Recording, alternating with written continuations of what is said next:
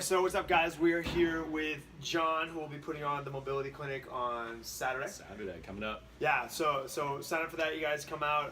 It's going to be good. We will be attacking some weaknesses and then going into a workout and then kind of talking about post-workout, recovery, mobility, stuff like that. That'll be nice and warm. It'll be great. Yeah, so it'll be a good clinic, you guys. We're just going to chat with John a little bit about some basics of mobility and flexibility and all the hot terms you hear in the world of CrossFit.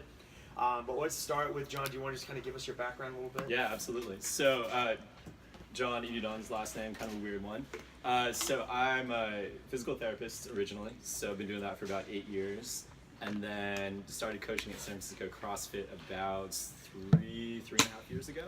Out there, still go out there about 3 days a week, do some coaching classes out there, do some personal training, but then, you know, the big thing that I really like to do out there is doing movement and mobility consults with people. So people come in from other gyms, or, you know, even our members ourselves. So people who have injuries, come back from an injury, or just have some stuff that they're trying to work on, like, hey, you know, I can't get my overhead squat as good as I'd like it. What's going on? And so we'll try and pick that apart, write down a mobility program for them, or, you know, figure out, hey, is it a mobility problem or is it something else? And then we'll kind of break that out for them and figure out where to go. And so that's kind of my big thing that I really like to do out there. Just started a physical therapy practice out here in Lafayette with my wife. Nice. And just moved out here about 6 months ago, so good Cool, to be back out here. Yeah. Yeah. You like it out here, enjoying the heat? We're getting air conditioning today, so There you go. dude, That's it's good, man. brutal. Kind of what got you into, I guess, wanting to be a physical therapist? Yeah, so PT stuff, I think it was mainly, you know, growing up I was hardcore distance runner, so cross country, track and field, did that for a long time, through college, did triathlons for a long time. Nice. Kept getting hurt. Okay. That was the big thing. So a lot of knee stuff, you know, like patellofemoral stuff, IT bands, all those things, and I was like, nobody taught me anything about what to do, and it's just, you know, I never went to anyone basically. And so during college, a lot of it was just kind of, hey, you know, human body, let's figure this out. Thought I was gonna go like an exercise phys route, you know, hey, like how to be, you know, how to be a good track coach or how to get people to perform better. But the anatomy was the stuff that really kind of caught my eye. Nice. So anatomy was the big thing. I was like, this is crazy. Yeah. The amount of shit there is. It's Yeah. nuts. Yeah. So that's where I really started to figure out, okay, maybe that's kind of the direction I want to go, is like anatomy, you know, how does that apply to injuries? How do you make someone better? So that was kind of where the physical therapy stuff came in. Yeah. And you most Yeah. definitely make people better because people can't train. Right. They can't get better. Totally. Yeah, so keeping them healthy is super important. Absolutely. Kind of on a side note, Yeah. were you getting injured in all this training via overtraining or poor mechanics, or what do you think was I think it going was a combo. So I mean, I think it was definitely there's definitely an overtraining component of it. Yeah. You know, I figured out that where I would always reach a certain mileage, and I would just break down. Like, you know, it was 50 miles a week, and then pretty much right on the dot, I would get something, and I'd have to go Interesting. back. Yeah. You know, go back down to like 0, build back up, get back up to 50 again, get hurt again. Interesting. And, you know, other people on my team could go 70, 80, 90 miles a week and be fine. And so I think it was a combo. You know, I think it was, my mechanics were probably not the best they could be. We just didn't talk about it. And then I think my body, just in particular, my weak spots, just the ones that would just take me longer, Gotcha. they just broke down. Yeah. Gotcha. So we're gonna name drop a little bit. Yeah. You've a really hot name in the world of CrossFit is Kelly Saran. Yeah. You worked under him. You Yeah. continue to work under him. Yeah. I guess kind of in a nutshell, what's it like? Yeah. What have you learned from the guy? Yeah.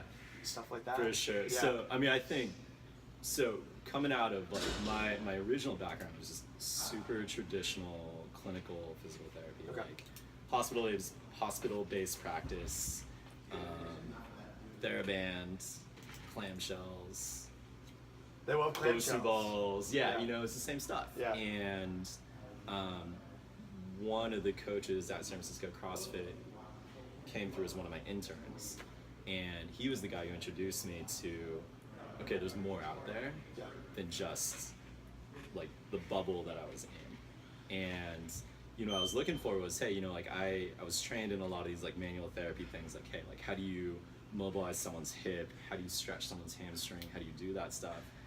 But then where I was struggling was like, well, what do I send them home with? Right. And I think more than anything else, Kelly has really tried to empower people to be like, hey, you know that thing that I did on you? Here's how you can do it yourself. And I think that was the piece that I really, that was big, right? Yeah, that's good. And he actually made the direct connections for me. It was like, okay, cool, like that hip mob that I do with my hands, like, here's how you do it with the band. And he made that like super clear that this is exactly what we're trying to do.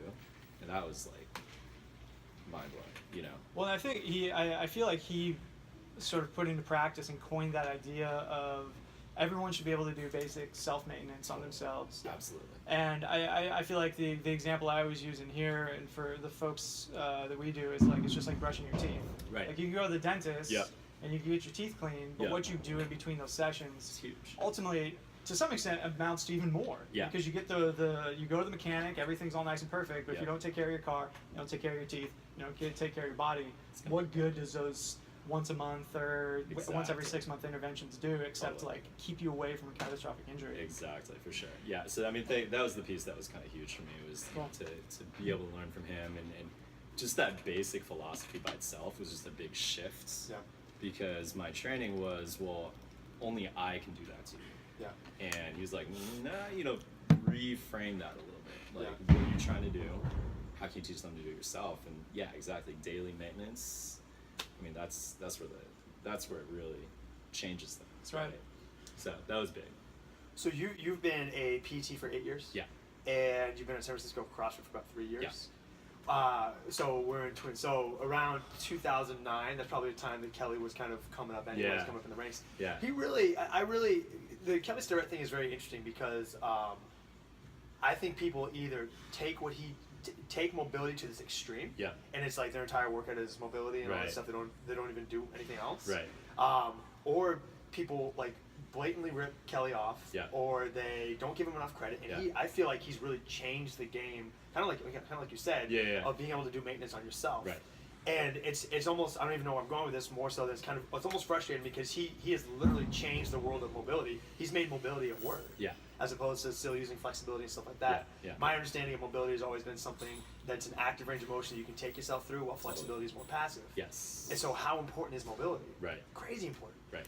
So Kelly Starrett is someone that I think has really changed the landscape and the atmosphere of staying healthy on your own. Yeah. And not taking a huge toll on the wall and stuff like that. Exactly. And putting himself out there and open to criticism. Yeah. And constant footage and all this stuff. Yeah. So he's always been someone I've looked up to a lot because I think he's been so open about what he knows and sharing info and all that stuff. Absolutely. On that note, is it tough being a PT? Because at this point in time, everyone's a PT. Does that make sense? Does that question make sense? So everyone, people know more about physical therapy and treating themselves more than perhaps. You know what I'm saying? Yes. Does that make it any more difficult or anything, or do you? You know, that's a great question. I think in general, it's in very rare cases is that a problem. You know, like it's there's some talk about it, like within the healthcare world, about like WebMD, like you look up something, and there's like, oh yeah, like I got this. What my experience has been, it's actually been a good thing, because I think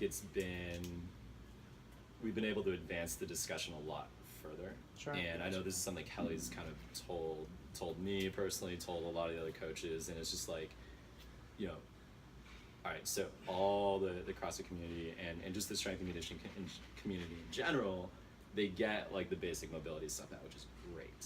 So now it's not a matter of, okay, well, like, what is that? Hip flexion. Cool. People get that now. Yeah. Right. And so now it can be, okay, well, what's the next step? Like, how does that apply? And so the great part is, like, when I'll work with someone and they'll come in, I'll say, what have you done for yourself so far? And they'll list off like 5 things. Yeah. I'm like, okay, any of that help? Yeah. And they're like, no. Beautiful. Now I don't need to worry about those 5 things. Yeah. Or maybe it's, maybe I need to kind of take a little bit of a dive into that, but I can say, cool, you've done your homework. Let's look a little further. So maybe it's something that, they've done all the mobility stuff, and they're like, yeah, it's no better. I'm like, all right, maybe it's not a mobility problem anymore. Like, what is the next problem? And so motor control, stability, technique type stuff, maybe that's the issue. It has nothing to do with your mobility anymore. And that's a helpful thing, because that way I don't need to go through that whole process of, okay, cool, let's work on your mobility, so that you can get your joints in the right position. It's like, no, they've done all that already. I mean, that's awesome. That's great. Yeah, I mean, I feel like in the fitness world, it's pretty much the exact same thing. Like, you have, tons of access to stuff, and people come in all the time. Well, I watched this video about whatever. It's like, making a lower barrier to entry makes it sometimes frustrating, because everyone can be an expert, For sure. but they do get a little further, so you can have a more in-depth dialogue. Yes. So it's really, I mean, it's just kind of like the whole landscape, I feel like, gets a little bigger, it gets a little more interesting, and you just have more things to manage, but you can get further with those same tools. So, Totally. I mean, I think we're in agreement. It's probably a net benefit. Yeah. For whatever negative you have to deal with, it's probably a net benefit. Totally. Yeah, okay. Absolutely. So, I guess kind of since CrossFit has gotten bigger and bigger, how do you think, I would assume there's some difference, how do you think the world of physical therapy and treating yourself and mobility and all that stuff has changed with CrossFit growing and growing? Oh, it's interesting, man. I think it's brought out a lot of things. It's a super broad statement. It's brought out a lot of people's biases, for sure. So myself, Rup Sahota, Sean McBride, all the Mobility WOD staff, so we went to the conference last year. It was the California Physical Therapy Association conference. And we gave a presentation about, the label was CrossFit, but we literally talked about front squatting, snatching, kipping pull-up, and deadlifts into a group of PTs. And it was fascinating. Like, you could literally probably put half the room on one bucket, half the room in another bucket. Half the room was like, yeah, this is great, like, awesome. Like, CrossFit's here, I get it. Yeah. It's here to stay. It's not going anywhere. Yeah. The other half was like, it was fascinating. They were basically saying, like, how can you support it if people are getting hurt doing it? And I'm like, where is this conversation going right now? It was like just night and day, two sides of the conversation. And so we were fielding questions from both sides, and people were like, yeah, like, I think what you guys are doing is great. I think CrossFit's great. Strength and conditioning is great. Like, what do you think about this? And we're like, cool, let's talk. Yeah. And then the other half of the room was like, just not even through the door yet. And it was interesting. So I think it's getting there for sure. I think so people are open to it. Please. What do you think was the sort of line in the sand as far as either background or experiences that led to that?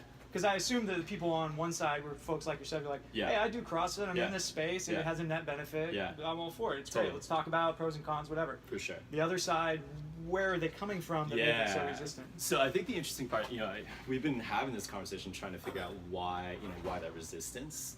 And I mean, one reason we came up with, I think, is when I was in a clinical setting, like a more traditional clinical setting, where I was like in a hospital setting, all you see are injured people. Yeah.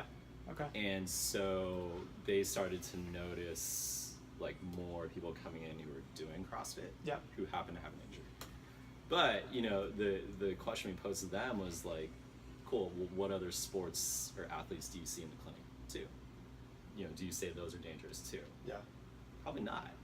It's accepted as like, that's okay. Sure. Whether it's running, a pickup game of basketball. Totally cool. Rupture your Achilles. Totally. But CrossFit's crazy dangerous. Exactly. Don't touch that. Right. And that's like the crazy part. So we're like, what is that? Why that mentality? And it's like, well, you're probably just seeing a bunch of injured people, and you're seeing more. Yeah. But that's because more people are doing it. Yeah. It's not necessarily that the injury rate is. Yeah, there's 6,000 boxes in the U.S., probably with an average of 100 members. It's crazy. So you have 600,000 people doing this new thing. Yeah, so it's like, is it just the injury rate's really low, but you just happen to see more because more people are doing it? Well, because CrossFitters actually take care of themselves. Yeah. So they are going to go see a physical therapist, as opposed to if someone ruptures, maybe someone like blows out their knee. Yeah. They don't really think twice about it. Yeah. And they just like go sit on it. They're just like, whatever. Yeah. like it's such a weird thing that it is such a weird thing to use the basketball pickup game as an example. Totally. If anyone in here comes in and works out at open gyms like that, Yeah. they're gonna prep themselves before they do something. Yeah. I mean, I don't play pickup basketball, but I'm assuming a lot of people just kind of, okay, I'm good, Oh, I'm for ready sure. to go. And you're doing explosive movements. Dude. You know what I mean? You're It's- taking off and you're landing over and over and Yeah. over again. Yeah. And it's just an accident waiting to happen if there's no prep Right. to get ready for that. Right. And to look down on CrossFitters or to say it's super dangerous, I think it's more so because of the fact that CrossFit has broken the rules. Right. We do high rep weightlifting. Yeah. But when people do it right, they look good doing it. Yeah. And a lot of times that snatch number 30 almost looks like snatch number 1, which is very impressive. Right. They break the rules. They do high volume plyometrics, and I think some people, including myself, maybe I don't agree with that tons. Mm-hmm. But they break kind of the traditional rules of how you go about training. Right. And so in turn, it's very easy to criticize. Yeah. Yeah. So if a PT asks a strength coach, hey, should you do an Olympic lift for more than a triple? Yeah. And the strength coach says no, then the PT goes, oh, well, that's terrible. CrossFit's doing that. They're hurting Right. everyone doing Right. that stuff. Right. Yeah. So I think they're such an easy target. Yeah. But man, CrossFitters, I feel like CrossFitters are like, when it comes to, and I've been involved in very high level strength conditioning for Mhm. athletes at Fresno State. Sure. And CrossFit is like, they educate themselves, they take care of themselves, and they just love training so much. A lot of times it results in overtraining, Yeah, yeah. or maybe biting off more than you can chew. Right. But a lot of times this happens to people, so I'm going on a little tangent here, a lot of times this happens to people that weren't doing anything. Yeah. So maybe they get a little injured here and there, but if you're getting off the couch and you're Yeah. changing your life and you've Yeah. lost some weight and you feel better about yourself, Yeah. like isn't the net result it's- like a good thing? That's like, yeah, I mean, it's not even a comparison between the two, right? I mean, sedentary versus doing something that's Yeah. active, like, not even close. And, I think, I think the stats would back that up, right? Yeah. All the lifestyle stuff, Well, it's definitely. not even a discussion, like, what's a bigger problem, Yeah. you know? So, yeah, no, for sure. Net benefit is massive on that side. So this conference seemed like a pretty good indicator of this question, but Yeah. would you say in the world of PTs, is it still kind of like a 50-50 split, like CrossFit's bad and it's going to hurt you? I think it's definitely shifting for the better, and I think more people are starting to accept that it is something that is a net benefit in general, and I think it's definitely more. Kelly's helped with that a ton. Yeah. He got me to come over for sure. Like when I first saw it, I was like, "What the hell is going on here?" Yeah. Once I walked in the door and did a workout, I was like, "Okay, I get it." Yeah. And once I actually started to be there more, I was like, these movements are not unique. Oh, no. It's, it's like kettlebell swing, pull up, barbell work. Like, why are these movements scary? It's like, they're not. Yeah. And so that was what really got me, was like, okay, once I walked in the door and did it myself, I was like, cool, I get it. Yeah. And once I started to understand that, like, comes down to movement mechanics, get it right, add some load, make it a little hard, see what happens, and push yourself a little bit. Like that's the basics. Yeah. I was like, dude, I'm in, I get it. Yeah. No, that's really cool to hear, because Yeah. you came from like you said, like the clinical side. Yeah. And to make that transition, obviously with a great mentor, Yeah, for helping sure. helping out. Yeah, that's so kind of like that, like boggles my mind that people are still just so freaking hard on CrossFit and CrossFitters and Yeah, stuff. yeah. I feel like it's the new kid on the block thing though, because I is. mean, you go back 10, 15 years and it was all about meatheads and roids this Totally. and bodybuilders. Yeah. Bodybuilders have been the whipping boy of the fitness industry for like at least the last 3 decades. Right. And now there's somebody else. Yeah. And bodybuilders are finally rallying behind like, no, look at them. Yeah. They're the idiots. They're the big stupid morons. That's, and something else will come along and, Yeah. then It'll change. that's all It good. always It's always, changes. It's always an a changing evolution. landscape. Yeah. Yeah. For sure. Okay, so we, to shift topics a little bit, we'll Yeah. kind of get into some more like, I guess, kind of PT stuff. Sure. So this will be kind of a series of questions. I guess first two being, what is mobility? Either your own definition Yeah. or the definition of mobility. Yeah. And versus flexibility. Sure, absolutely. I mean, I think you hit it on the head earlier, which is, mobility being something that has to have an active control component to it. So, I mean, there's a million definitions, but I think it's got to be like, can you move your joint through space actively into the position that you want it to and control it? And flexibility tends to have a little bit more of a passive connotation to it, and I think that's kind of the big difference being those two. I think one of the biggest things that really drove that home for me was just this idea of like, you got, my wife was a dancer growing up, and just ridiculous flexibility, but I'd say mobility too, where she could bring her leg, touch her head or her shin, standing up. That's impressive. And she could hold it there Without her hands. without her hands. That's impressive. That's crazy. Holy moly. Right? Yeah. And you're just like, Yeah. Wow. what? Then you see a lot of people who can do that passively. Yeah. Laying in there, or like on the ground, leaning forward, they can do it. Yeah. And you're like, cool, now do it yourself. Yeah. Like, not even close. That really drove home me, okay, I get it. Like, that's, like, it's a big difference between the two to be able to do one versus the other. I was like, I got it. And that was something that I struggled with for a long time, was like, how do you differentiate those two things? And it's just that, can you control that range of motion and not just passively bounce off something, whether it's like stiffness or your joint and just kind of banging the end of the joint, or is it, can you really control it through range? So I don't know, what do you guys think? What are your thoughts on that? It's an interesting topic. Before I give you my thoughts on that, can I give you Totally. a question? So, can lack of flexibility help you be more explosive? Yes. Beautiful. Yeah. I love it. Dude, good question. I want to ask you guys' thoughts on that too. Yeah. With the caveat, so I haven't had to work with too many athletes who will make the argument that like I'm too flexible, or I'm stiff, but it's good for me. Yeah. But I've had to be careful myself to not over flexibility-ize Someone who needs that who explosiveness. needs it, particularly like distance runners, sprinters, and then I was just working with a basketball player this morning, and I was like, okay, we got to be like, you need to be able to get your joints in the positions, but I'm not going to take away all your stiffness. Yeah. What do you think? I mean, what are your... Great with stiffness, great word, right? Yeah. Yeah, I agree 100%. So part of my background was working as a sprinting coach, basically, Totally. Out of Velocity Sports Performance. Yeah. I always, they're basically non-existent anymore, so I always give them a little shout out. I think Velocities are awesome. They had a great program. I remember in the back in the day, man. They were great. It was just a poor business model, so they all shut down. But so my most explosive athletes by far were people who had very poor dorsiflexion. Yeah. Yeah, so they have a lot of stiffness in their calcaneal tendons, so Yeah. in turn their reaction time off the ground was phenomenal. Totally. And in turn their squats, a deep squat was either not possible Right. or looked terrible. Right. But they don't necessarily need to go through a nice deep squat if they're Right. just sprinters and Right. stuff. So I've always, it's really, I feel like that's something where people kind of beat around the bush and don't really give it an answer. And I've Yeah. always been like, oh, of course they can help. I mean, Yeah. based on what you're doing. Yeah. Yeah. Yeah, I think that's the key part, is like, what's your end goal? Yeah. Right? That's like the biggest thing that I've started to finally like I understand that a lot better now than I did like 5 years ago. Yeah.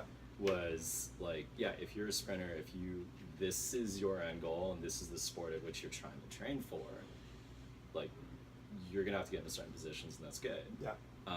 You may need to sacrifice certain things for that sport, Yes. for sure. But then I think then the flip side is just understand the sacrifices that you're making in order for that to happen, right? So- and that's like the trick. Okay, let's say we have a sprinter and he's crazy tight downstairs. Yeah. And it's like, okay, a sacrifice is maybe your squat's gonna suffer. Right. Is another sacrifice that person is gonna be more at risk of injury during their explosive movements? I don't think we know. Okay. I don't know. Is another sacrifice, let's say it's not a sprinter, let's say it's a running back. Let's Yeah. say that running back gets crammed, they get, tackled. Right. Are they at more risk of an injury because now they're forced into a range of motion they don't have because they've basically been dogpiled on top of, you know what I mean? Potentially, that's a great question. I'm not sure. Yeah. I think that's what makes those types of sports, those collision sports, so tough. Yeah. Is because you need to be fast and powerful, but then if you get forced in a position your body can't handle, Yeah. like, Oh, so something's got to give, right? yeah, and so I think that's like the tricky part about, you only got so much time to train these people, and it's like, where do you put your priority? Yeah. Is it make them as fast and as powerful as possible? Yeah. Or is it to make their body resilient to these weird positions they may get into? Yes. I'm not sure. No, I got you. Yeah, I don't know. I really think the evidence on that is pretty wishy-washy at this Yeah. point, because those are really challenging things to study, because Totally. it kind of involves like How do hurting you someone. control for that? How do you like? Control It's human like- demolition. It's like Exactly. testing a barbell. You would have to like compress someone. And, okay, is something gonna snap? Okay. Yeah. You know, that'd be very weird to test for. But I love that answer. I Yeah. think it is in the world of, you know, there's obviously a big world of sport outside of CrossFit. Yeah, yeah, We're in yeah. CrossFit gyms, so we talk Yeah. about it all the time. Totally. But it depends on what you're doing, and Right. some stiffness can definitely play to your advantage. For sure, Praise for that. sure. Which is another reason why weightlifting, I guess the first reason why weightlifting is so amazing to me, because you have these incredibly explosive athletes, and they can hit these positions. It's crazy. And obviously they're kind of forced in those positions a little Yeah. bit with heavy loads, but they can hit these positions that are just phenomenal, and Yeah. the explosive on top of it. Yeah, and I think those are kind of like those are the athletes that really demonstrate like there is a way that you can have some sort of balance, and that you need both to like optimize performance in that situation. Yeah. Right? It's like if if you're super powerful but you can't get to the bottom of an overhead squat, your snatch is going to suffer. Most And definitely. so it's like how they do a really good job of balancing Yeah, that spectrum, and it's crazy. yeah, It's it really is. It really is. Very But yeah, I impressive. mean, I think like one interesting thing is like CrossFit. What also kind of was important was the discussion between like sport specific stuff, Yeah. and then like general population or like GPP type stuff, right? Yeah. So it's like most of the people that I work with tend to be more general population or CrossFit specific, or someone who isn't necessarily sports oriented. So for them, it's kind of interesting because I don't necessarily need to have that discussion around like, oh, do we not overstretch you? Yeah, It's like most of the time with people come in, it's like they just don't have enough. yeah. It Ankles, seems like for that sure, should be the right? I mean, case. ankles, shoulders, hips, Yeah. thoracic spine, those classic guys. Gotcha. But no, I think that's the whole stiffness discussion is like, it's really interesting. It's I very don't think we interesting. know. Almost I don't think we definitely. Well, I think there's a pretty apt analogy within the world of golfing. So golf Totally. clubs Yeah. are made essentially within a spectrum of stiffness Right. that allow different athletes to essentially optimize their swings, right? So a stronger, higher level, faster swing athlete is going to have almost undoubtedly steel shafts, where an old guy is going to have graphite shafts. And they even make like almost silly clubs that are they're for training that are so wobbly they're like a noodle. And you just bend it and And let's go. exactly, and the whole idea is that you have to swing so precisely and so patiently to make that work, but it's a dysfunctional club. Right. And so by analogy, we've had a number of athletes in here who are dangerously mobile. They are Right. so mobile, they can get Yeah. into positions that you wouldn't even conceive of Totally. for your average population, and you're Absolutely. like, let's keep you out of where you can actually naturally go, Yeah. because it's so wonky. Yeah, Right? for It's almost sure. like it's dangerously They're mobile. hard. You know? They're almost harder. Like the Yeah. hypermobile athletes are harder to deal with. Because the sensations are all different. Like Yeah. people who can get like super deep hyperextension, they're Yeah. like, it feels like I'm locked out. Yeah. Or you say, okay, go to just here, and they're like, but Yeah. it feels like it's bent. Yeah. And you're like, and they're like, oh, it's such a way weird past. thing to get around, Totally. because their mechanics are just different from the average person who's like, there it is, it's Yeah. done. Yeah. Yeah. Those are probably the hardest, I Yeah. think, in my opinion, because it's like you said, they just their sense of where end range is, their sense of what's stable is probably locked out in these really extreme positions, and or they get there in these really weird ways, right? Yeah. Like mid range, they're just all over the place. Yeah, it's crazy. Those are tough. Those are hard. Yeah, it's very tough. Yeah. But I think to speak to the question of what stiffness, I mean, I feel like it's optimized for the sport, right? Right. So for a sprinter, you don't need a deep squat. You literally don't need it at all. Right. So the benefits of training that would seem to be low, but you Yeah. also want to be probably just mobile enough to get like 2% out of your end range of motion, so Yeah. you don't injure yourself within your normal range of motion Exactly. in case you get slightly too far. Exactly. So it's like, but for me, I'm not a sprinter. I just want to be for GPP, it's just Yeah. like, well, just move like 90% well across 90% of positions. You'll and be in good. You'll that good kind shape. of Yeah, you're in good captures shape. most of it, and For sure. you're fine. Absolutely. Yeah. Yeah. Interesting. John, I'd just like to thank you for. We got a couple more questions. Yeah, of but course. Like Got about thank you 5 for being on minutes. our podcast, probably the hottest podcast recorded. I'm sweating my ass off. Yeah. It's warm. It's a little warm. No fans. I started on. out sweaty, so Yeah, I started out not sweating. I'm dripping. All right, so along the lines of mobility and flexibility, I'm gonna shoot you 3 questions, Sure. and I can remind you if we get kind of on a tangent. Please. So how does strength, power, and hypertrophy fit into mobility and flexibility? How do people lose their mobility, and how do you recover your mobility and flexibility? So how do strength, power, and hypertrophy fit in? And I guess that's kind of a general way of saying, like, how does training fit in, right? Yeah. If can you just train yourself on the ground and lose everything because you're developing more tension just throughout your body? How does that work? What's that? Right. I don't think they need to be mutually exclusive. Okay. I think that's the biggest thing that like I tend to see is like I think you can have a balance across all 3. I think it's a matter of just how you structure your training more than anything else. Okay. Like I think you can work on your. There's a couple components. I think it depends on when you're trying to work on your mobility. Like I think pre-workout, you gotta do some mobility to at least make sure you get the positions you need for whatever you're doing. Yes. And I think that's like the most important part by far. Now it doesn't mean you need to go. That may not be the time that you try and improve your mobility. That may be the time when you touch the positions that you need for that particular workout that's coming up. Yes, like And that. that'll help your strength, power, hypertrophy Yes. training for sure.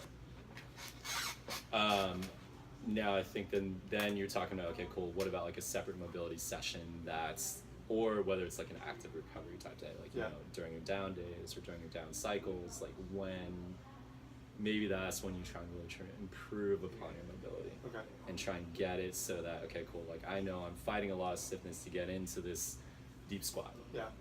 Then maybe that's something that you focus on just that component, but you may not do it pre-workout because there's that balance, right? Like, do you suck away from your ability to train hard, or you take it away?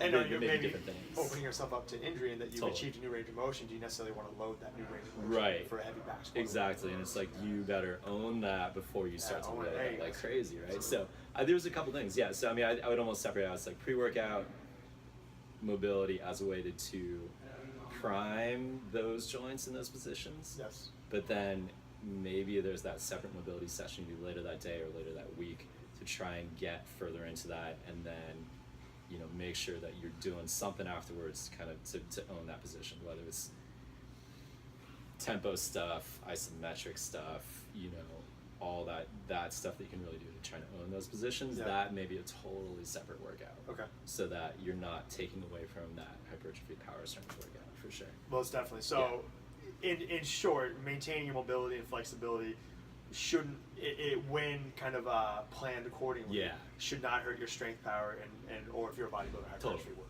Totally. Cool. Yeah. How do people lose mobility, and how do they recover it? And I guess, and I kind of alluded to this already. And this one's done. Space. Yeah, that's fine. We can just finish here. We got is like it- 3 minutes. Probably the obvious answer. Oh, well, you just sit here all day and you don't do anything. Yeah. Can you train yourself to a state in which you slowly see your squat kind of diminish, or you go overhead so much and you don't take care of your shoulders and stuff that you slowly begin to see your overhead position diminish? Can you train yourself out of your mobility, or how do people lose it? Yeah. So I think it's probably a combo of like static postures, habitual movements where you don't ever touch and range. I think that's probably the most common thing we'll see. Someone who just like office worker comes in, sits in a desk all day, and they're like, cool, go overhead, and they just nothing. I think that's kind of a combo. That's a combo of their tissues got stiff, their joints got stiff, and their body just doesn't even know what that is anymore. And that's kind of like, they're just like, I don't understand this. But I mean, you guys have probably seen it where it's like you got someone like a beginner who squats and like they just get stuck. Yeah. But then like 2 years later, they're pretty good. Yeah. Right. And so it's kind of that combination of their joints got a little more mobile, they're using them more, their tissues got used to being in these positions, but then also just like their brain just learned like that's what it means to be down here. So I think it's kind of a combo of those things, and then I think So yeah, I mean, I think number one is like that new athlete or someone who's just like never been in those positions. Yeah. Then yeah, I mean, I think it's just if you train yourself to the point where you beat your tissues up, and then you don't take care of them. Yeah. Then that's probably the second. Gotcha. Yeah, you know, for sure. It's like it's that idea of being able to do enough, work out hard, but then okay, what was the cost to that workout on your other parts? Gotcha. Right. And I mean, man, after Murph, people's shoulders were just messed up. And I'm like, yeah, it makes sense. Yeah. Like, cool. Like Murph is an awesome workout. It's amazing. Yeah. Now everybody's the next morning when they woke up, everybody's amount of shoulder mobility is probably a little different. Some people who have really good mobility, no problem, no cost. Yeah. Someone who has really poor mobility and they're just spending tons of time overhead, they may have been here the next day. And Seriously. so just figuring out like how did that workout affect you, and then how do you get yourself back to where it was? Gotcha. And I think that's kind of what happens a lot of times. You know, people come in, they'll do a workout, you know, they lost some mobility, and then they go do another workout and they lose more. They go to another, they lose more. Yeah. They just don't recognize that happened, right? Gotcha. Yeah. Okay. Probably as good a spot as any to call it. We have tons more questions, but maybe we can continue this another time. Part 2, part 3. Yeah. So we have John coming on Saturday for the mobility clinic. Sign up, you guys. It's gonna be great. It's gonna be a lot of fun, and mobility, workout, post-workout mobility. Yes. Be Cool. fun. Awesome, guys. Yeah. Thanks for coming, man. Thank you. Yeah. Thanks for man. sharing.